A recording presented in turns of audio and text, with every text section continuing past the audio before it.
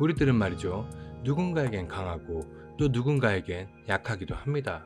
이런 강약의 시소를 타면서 적정한 밸런스를 유지하는 것이 바로 인생이죠. 하지만 심리적 밸런스가 무너지면 우월감 또는 열등감으로 번지기도 합니다.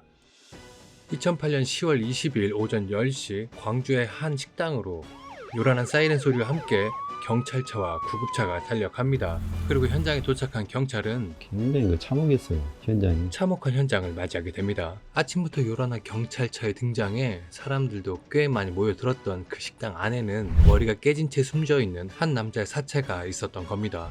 피해자는 당시 나이 66세인 이 식당의 주인 최모 씨였는데요. 현장의 모습으로 봤을 때 머리 부분만 둔기로 집중 공격을 당한 것처럼 보여집니다. 뇌 조직이 보일 정도로 가격을 당했습니다. 뼈가 골절돼서 뇌 조직이 나올 정도로 강한 공격을 받았다는 건데요. 사인 역시 둔기에 의한 두부 손상이라는 소견이 나왔고요. 상처 부위를 자세히 살펴보면 직경 3cm의 둥근 상처가 뒤통수와 오른쪽 귀 뒤쪽으로 총 8개가 나 있었습니다. 상처의 모양으로 봤을 때 우리가 흔히 말하는 장돌이, 즉 망치로 보여지는데요. 특이한 것은 이 흉기를 찾은 위치였습니다. 혹시나 해서 이제 엎드려서 봤는데 거기에 공구함이 있어서 이제 나무 손잡이 부분이 축축했거든요. 그래서 아마 씻지 않았을까. 툇마루 및 공구함에 물로 씻어낸 흔적이 있는, 하지만 피해자의 혈흔 반응이 그대로 나온 범행도가 있었다는 겁니다. 의미심장하죠. 찾기 쉬운 곳에 있었던 것도 아닌데 말이죠. 그리고요, 현장 사진을 자세히 보면 혈흔이 두 군데에 집중된 것이 보입니다. 이건 아마 1차 지점에서 먼저 가격을 당한 피해자가 잠에서 깨어 엄격결에 손을 올려 손가락에 상처를 입은과 동시에 베개가 있는 2차 지점으로 쓰러지고 그 자리에서 계속적인 공격이 이어져 사망에 이르렀을 것으로 보여집니다.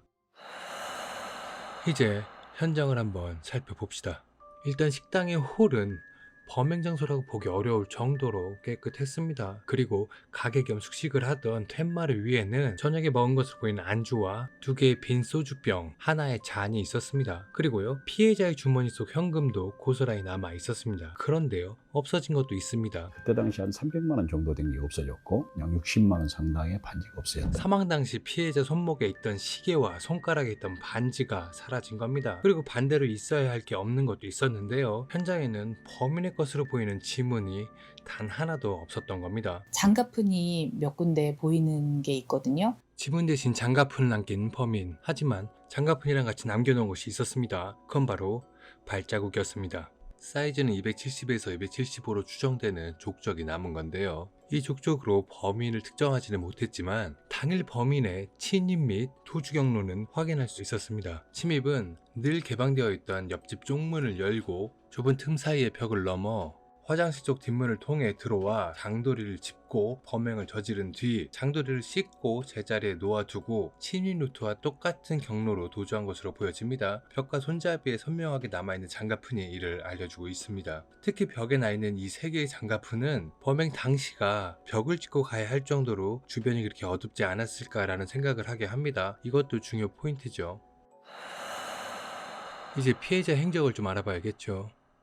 피해자 최씨 부부는 별도의 주거 공간 없이 이 식당이 생업의 공간이자 주거 공간이기도 했습니다. 사체가 발견되기 전날 오전 9시 최씨의 부인은 딸의 이삿짐 정리를 도와준다고 서울로 올라갔습니다. 그리고 그날 밤 10시쯤 식당을 정리하고 술을 마시고 있던 최씨를 인근에서 식당을 운영하는 부부가 목격을 합니다. 그냥 우리는 운동 나갔다고 저녁에 둘이 나갔다가 언니 어디 가셨을 때? 딸이 둘 다 서울에서 있으니까 서울에 갔다 오고. 그냥 뭐 매일 소주는 거의 한 병 정도 먹어야죠. 소주잔과 젓가락이 하나였던 게 설명되는 부분이죠. 그리고 새벽 1시 30분 인근 주점 사장이 가게 앞에 나와 있던 최 씨의 모습을 목격합니다. 사장이요, 차로 갈 때 마침 거기 서 있더라. 그게 마지막 모습이죠. 그 이후로 최 씨를 본 사람이라면 바로 범인이겠죠. 여튼 그 다음날 아침 10시 식당에 택배를 들고 방문을 했으나 문이 잠겨 있어서 수신인 연락처로 전화를 했더니 최 씨 부인에게 연결이 되었고, 남편이 그 시간까지 가게 문도 열지 않고 연락도 되지 않자 이웃 주민에게 전화를 걸어 도움을 청합니다. 그리고 그 이웃 주민은 걸쇠 사이 공간으로 들어가 현장을 확인하게 된 거였죠. 범인의 단서가 될 만한 것을 찾아봐야겠죠.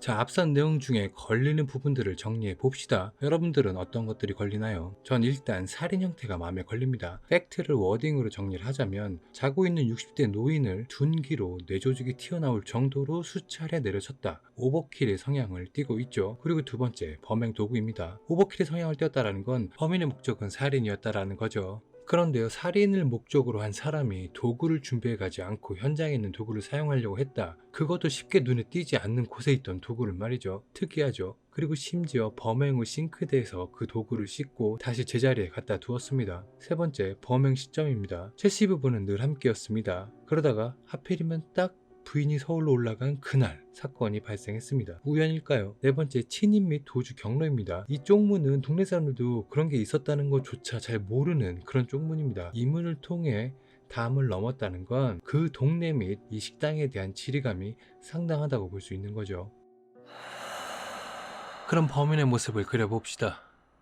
이 사건은 사건 직후 70여 명의 형사들이 수사에 가담을 했고 2년여의 수사 기간 동안 1,400여 명이 용의선상에 오르기도 했습니다. 물론 비슷한 스포의 전과자들 조사도 다 했죠. 그런데 아직도 잡히지 않은 겁니다. 그런데요, 그도 그럴 것이 용의자가 있어도 들이댈 만한 어떤 크리티컬한 증거는 없습니다. 한마디로 거짓 진술을 해도 그것을 깰 방법이 없었던 건 아닐까요? 아니면 전혀 범인 같지 않은 사람이 범인이었을 가능성도 있다 라는 거겠죠. 자, 그럼 범인은 누굴까요? 범인은 제가 볼 때 첼시의 부인이 찾아낼 수 있지 않을까 싶습니다. 자, 한번 풀어봅시다. 먼저 오버킬입니다. 오버킬의 성향을 보였다는 것은 감정이 섞여 있다는 것을 나타냅니다. 면식범일 확률이 크다는 거죠. 그런데 특이한 건 잠들어 있는 60대 노인을 노렸다는 거죠. 이 말은 범인은 평소 피해자 첼시에게 주눅이 들어있는 사람일 수도 있다라는 겁니다. 속된 말로 앞에선 쪽도 못 쓰던 사람인 거죠. 그렇다고 겉으로 드러나는 갈등 같은 건 없었을 겁니다. 나이에 의해서든 뭐에 의해서든 약간의 상하 관계가 형성이 되어 있는 관계처럼 보여집니다. 첼시는 약간 편하게 하대를 하고 범인은 불만은 있지만 내색하지 않고 식당을 자주 드나들며 식당의 자질구레한 일들을 첼시를 도와 처리했을 가능성이 높습니다. 식당 매출이 별로 높지 않은 편이어서 애지간한 보수는 스스로 했다는 첼시였습니다. 그런 첼시를 도와 그 공고함의 공구들을 같이 사용한 경험이 있는, 그래서 아무리 어두워도 헤매이는 거 전혀 없이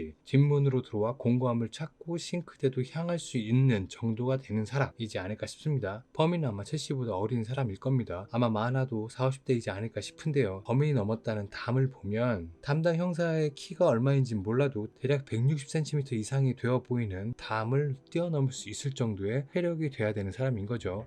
자, 그럼 여기서 왜 범인은 반지와 시계만 갖고 왔는데 이건 어떻게 설명할 건데? 라고 하시는 분이 분명 계시겠죠. 이건 말이죠, 일단 마음이 급해서 보이는 것만 가져간 행태는 절대 아닙니다. 장도리를 씻고 제자리에 둘 정도로 차분한 상태였으니까요. 첼시의 시계와 반지만 가져간 것은 현장 상황을 보면 유추가 될 수 있습니다. 범인은 계산대에 있는 현금 수납기도 건들지 않았습니다. 그리고 장도리도 씻어서 제자리에 두었고요. 이런 걸 봤을 때 범인은 이 공간을 어지럽히고 싶지 않았던 것 같습니다. 한마디로 범인은 최 씨만 미운 것이지 이 공간에 대해서는 애착, 그리고 더 나아가서 최 씨 부인까지는 해를 끼치고 싶지 않았다라는 거 아닌가 싶습니다. 반지, 시계, 즉 최 씨의 물건만 취하고 다른 재물은 최 씨 부인이나 가족을 위해 건들지 않았던 건 아닌가라는 생각이 듭니다. 이 식당도 여기 사람들도 다 마음에 드는데 최 씨만 마음에 안 들어, 이런 사람이라는 거죠. 그래서 전 이런 관점에서 사건 당일 경찰이 출동했을 당시 범인은 그 현장에 있지 않았을까 싶습니다. 그 정도의 관계라면 그 식당에서 일이 났다고 했을 때 안 가보는 것도 이상해 보이고 또 내심 궁금도 했을 테니까요. 그래서 범인은 혹시 이 사진 속에 있지는 않을까요? 핑맨이었습니다.